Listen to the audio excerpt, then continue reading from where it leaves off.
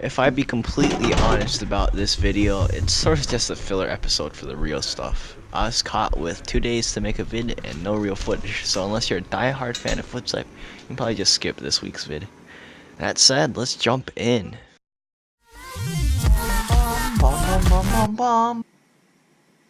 We'll be splitting today's vid in 2 parts, the first being how to achieve success, and the second into my goals for the next 4 years.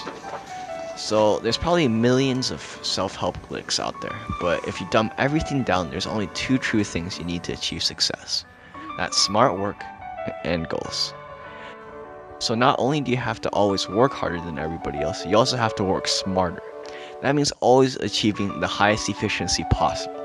If you can get the same results through an easier or faster path, always take it. Second comes the goals. If you don't set a benchmark, how are you supposed to achieve success? The very definition of success means that you're accomplishing something, so set some goals for yourself. It's really just that simple.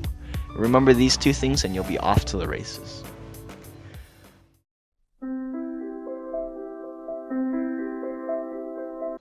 So now let's talk about my goals. Number 1, I want to hit 1 million subs. This is kind of scary, kind of afraid to tell anybody this kind of goal, but I know we can do it. With all the new upgrades we've been getting, the sky seems the limit. Number 2, I want to get it perfect on the AMC 12. So for the uninitiated of you to the order of nerds, AMC 12 is pretty much the hardest math test that you can take as a high school student. I've been wasting my time for the last couple of years, so this is pretty much the equivalent of lighting a fire under my...